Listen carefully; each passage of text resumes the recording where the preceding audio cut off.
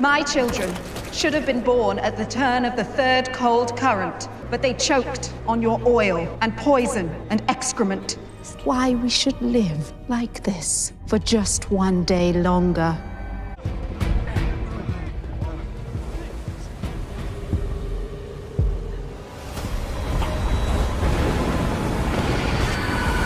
I say again, we come in peace.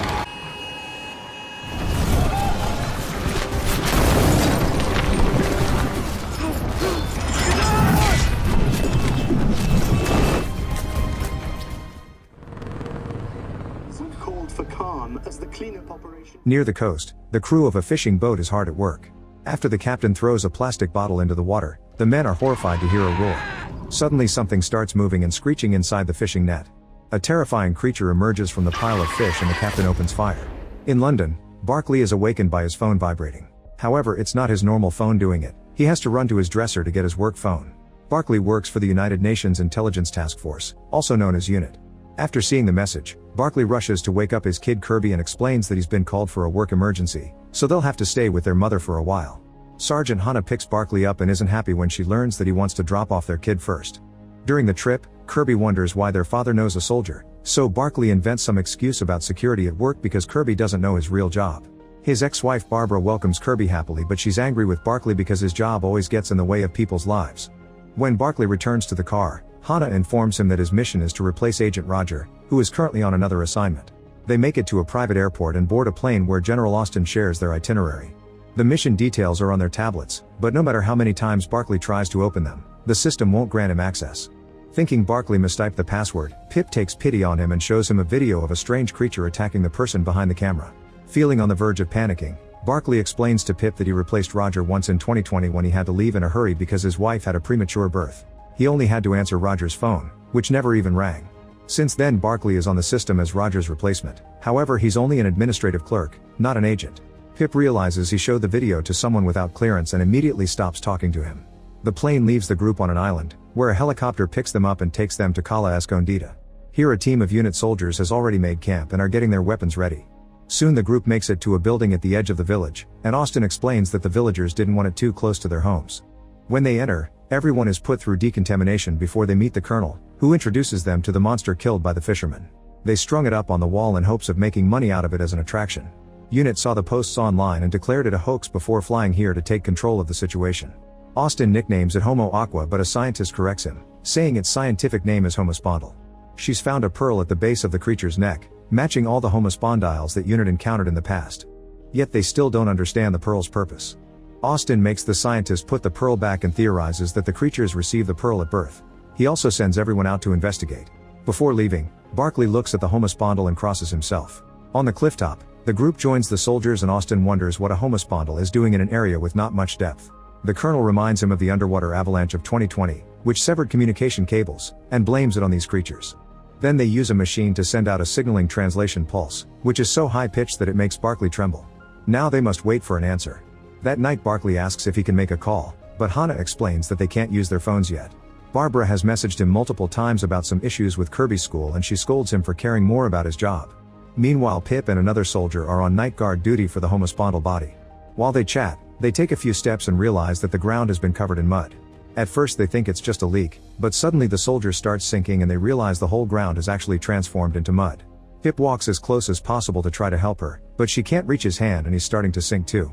Eventually her body is fully submerged and she drowns. As the water reaches Pip's waist, he asks for help on the radio. However, the soldiers only hear static. Soon a creepy hand grabs Pip's shoulder to drown him too. Then a homospondyle jumps out of the hole and takes the body of the dead creature. At that moment an alarm goes off and the team runs to the building, only to find it empty. The floor is back to normal, but Barclay sees a piece of metal stuck in it. He pulls it until a whole chair comes out. Austin tries to call Pip and the other soldier, but the answer is pure static. He keeps trying until he hears his own voice coming from the floor. Everyone rushes to dig until they see a hand. Barclay is shaken by the sight of a dead body, so he goes outside for fresh air.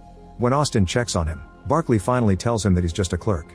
However, Austin is fine with this because the rules say that at times of historical, political, or cultural impact a civilian must stand with the military team as a witness. Hannah admits she's frustrated because it took her years to get important missions like this, but Barclay got it by mistake. She also shares that the homospondyles were on Earth before humans, who appeared while the creatures were hibernating underground.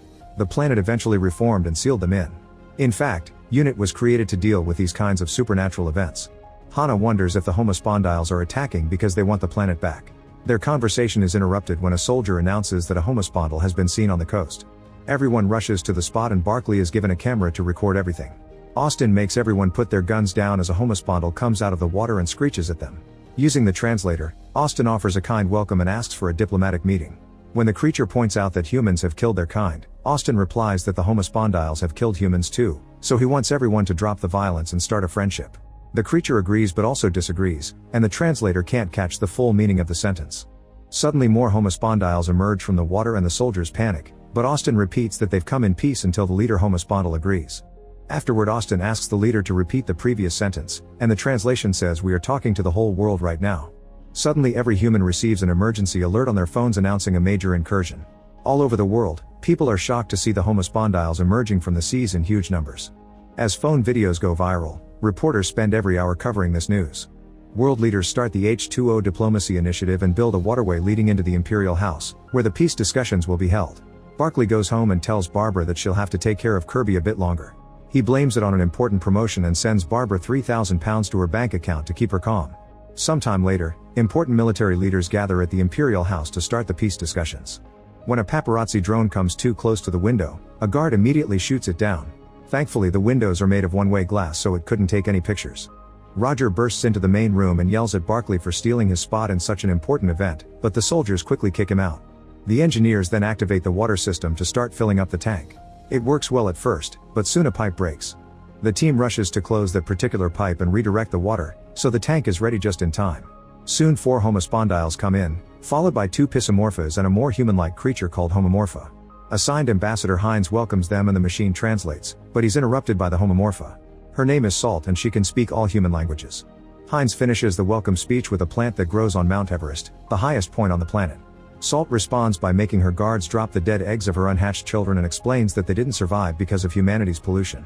She refuses to accept Hines as an ambassador and says she'll only talk to Barclay. Everyone is confused by this, so Salt mentions that Barclay showed respect for her people and touches her pearl to play the clip of him crossing himself. She asks him to be the ambassador for the human race and after lots of denial and hesitation, he responds okay. Hines announces that the meeting is adjourned and guards immediately take Barclay away. Unit Commander Kate meets him in private room and asks him if he ever had contact with the homospondyles, so he swears he didn't. Kate warns him that her intelligence team is investigating his whole life and family. In fact, some soldiers are picking up Barbara and Kirby. Barclay swears he didn't want this to happen but also points out that Unit needs him right now. When Hines leaves the building, reporters surround him but he refuses to talk about his dismissal. The internet goes crazy because a secret civilian has taken over the representation of humanity and some people say that strange creatures shouldn't have power over their politics. The Prime Minister isn't happy about this either and asks Kate to tell Salt that they don't approve of their choice. In the Imperial House, Kate informs Salt that the committee wants her to trust Hines. Salt points out that she speaks of trust but insists on meeting her in private and demands to talk to Barclay. He nervously joins Kate at the front and explains he isn't an expert, but Salt wants him for his kindness and not his expertise. She asks him what he really wants and not what the committee told him to say, so he admits he thinks it's time for civilians to have a voice too because this affects everyone. Salt agrees and threatens to end negotiations if Barclay doesn't present tomorrow. Afterward, Barclay is taken to an armored vehicle where he sees Kate. He wonders if she'll kill him, so she shows him her gun but assures him she's kidding. Kate explains she's worked hard to build a better world for everyone and wants them to work together for peace. Barclay is then transported to the diplomatic hotel, where General Dominique secretly takes a picture of him. In a private room, Barclay reunites with his family and they freak out when they hear about his new job. Kirby thinks it's cool, but Barbara is worried about her job and Kirby missing school days. Barclay thinks that this historical event should be a priority and calls Salt beautiful, so Barbara mocks him. Kate and her team analyze every word Salt said. She kept saying "we" during the speech, so they wonder if these creatures share a consciousness. When Salt inhaled to smell the plant, her group did it at the same time, including the fish. She also softened her language and used sarcasm. At the lab, 2 scientists begin scanning the dead eggs. They also take a few samples, and one of the scientists steals one by hiding it in his pocket. Later in the evening, the scientist meets Sir Keith and gives him the sample in exchange for his citizenship, although he becomes upset when he realizes the deal doesn't include his mother. Afterward, Keith meets with Dominique and another general to hand them the sample. He works in the energy industry and the H2O initiative has a chance of ruining it. Dominique explains they've run a simulation and there's a chance of recession, not to mention that people are already panicking. The US president's priority is to protect the stability of the economy, and Keith's is to protect his companies. Kate may have a lot of influence on the Prime Minister, but Keith assures his friends that at the end of the day, the Prime Minister will listen to him because he's the biggest donor. That night, Kate receives a message warning her that the media has discovered Barclay's identity. The next morning, reporters are waiting for him outside the hotel and he needs extra soldiers for protection. Kate asks her team to investigate and they quickly discover that Dominique leaked the picture. To calm the press down, Kate agrees to allow 50 reporters in the hall but no live broadcasting. When the meeting starts, the guards inform Dominique that she's been banned and kick her out. Barclay is shaking while Kate and Austin give him as much advice as they can in just a few minutes. The tank is refilled and Salt returns with her guards. Barclay says hello so Kate reminds him to read the speech they prepared for him. He apologizes for what happened to the eggs and Salt asks if he's a father. After he says yes, she accepts his apology. Then Salt asks for a glass of water from the river and refuses to talk again until she gets it. The soldiers run to the river and bring a full glass of water, which is very brown. Salt asks Barclay to drink it and Kate immediately tells him not to do it since it could kill him. Her team writes a message to make him say that the government is aware of the pollution crisis and is working on it. However, Salt interrupts him and says she wants his real words, not political emptiness.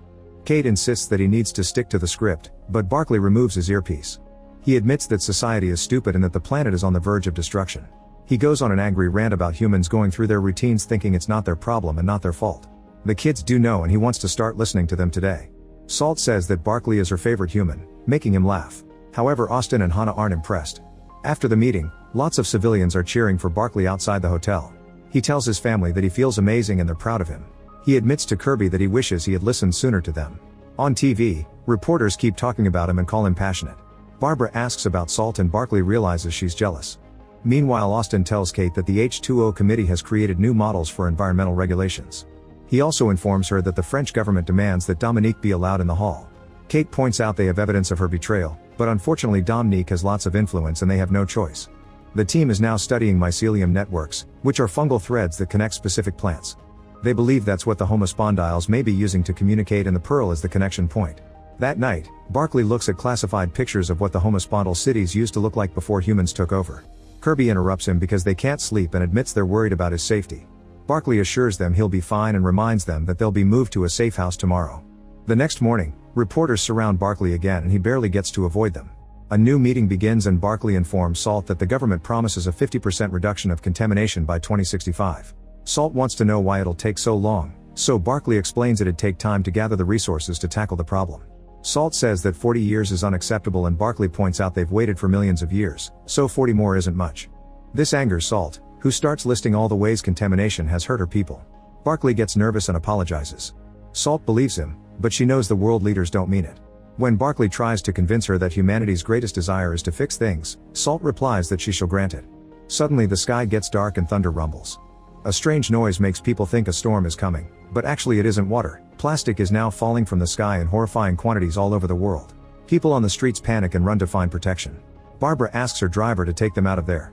Kate's team detects that the plastic is coming out of the seas and rivers. While all the leaders are evacuated, Kate asks Salt to stop this, however Salt says they're cleaning up humanity's mess. Barclay calls Barbara and tells her to come to the Imperial House. The driver is trying to find an open road, but the plastic is starting to block most of the streets. Suddenly a huge object falls on the hood of the car, destroying the engine and hurting the driver. Barbara tells her kid to run, so Kirby gets out of the car and has to dodge a rolling tire. Barbara checks on the driver, but he's already dead. She calls Barclay and tells him to find Kirby on the street, then she starts running too. Barclay rushes outside and looks for Kirby. He notices that they're about to be hit by a falling anchor, so Barclay tackles Kirby to save them just in time. Barbara then joins them and the whole family runs to hide in the Imperial House. Austin sees this incident as the homospondyles declaring war. All TV channels around the world are covering the plastic rain and people on the internet say that the homospondyles want humans dead. All governments announce that the streets aren't safe and tell their citizens to stay inside. Eventually the plastic rain stops and now all the trash from the ocean including the Titanic covers every city in the world. The damage bill is in the hundreds of billions, yet the governments say they're already getting ready for repairs. A former political leader says this incident is a call to arms and thinks humans need to unite against the homospondyles. During the next meeting, Barclay tells Salt that they approached this Congress in good faith, but their actions have jeopardized the diplomatic process. He swears that they don't want war, but Salt claims the war began a long time ago and humans started it, so she simply returned what is theirs. More vague political words appear on the screen and Barclay decides to ignore them again. He admits that the homospondyles are smarter than humans and understands their concerns, but now people are hurt and scared. And when humans are scared, They do terrible things. Kate forces him to read again, so Barkley says the United Nations demands a peace agreement for the duration of these talks. Salt agrees on 3 conditions. 1. The pollution of oceans and waterways will stop immediately. 2 is a formal designation of borders, which means that the homospondyles want the entirety of all oceans and waterways. People wouldn't be allowed to travel on ships because they evolved to be on land. She also mentions the sky and forbids planes, saying that the air above the ocean is part of the ocean too. Leaders in the audience start freaking out and explain that the modern world depends on imports, including food. However, Salt refuses to listen to anyone who isn't Barkley and yells at them to stop. Suddenly her body changes into a male body with a male voice. Barkley apologizes and tells everyone to sit down and shut up. While Salt returns to her previous body, Barkley explains that people are scared and they fear what they don't understand, but they don't mean to offend. Then Salt asks for the 3rd condition by touching her pearl to make a map appear on every screen. A spot in the middle of the ocean is marked and Barkley realizes she wants the rest of the meetings to be underwater. Salt wants them to prove their commitment to peace and equality by meeting them in their world. Kate's team studies the spot and discovers it's the Romanche Trench, one of the deepest waterways on the planet. It is 25,000 feet and 5 miles down. Submarines have imploded in less than half that. Kate asks Barkley not to answer, but he tells Salt that he agrees to all her requests. Make sure to subscribe and turn on notifications so you can watch more videos like this. Thanks for watching.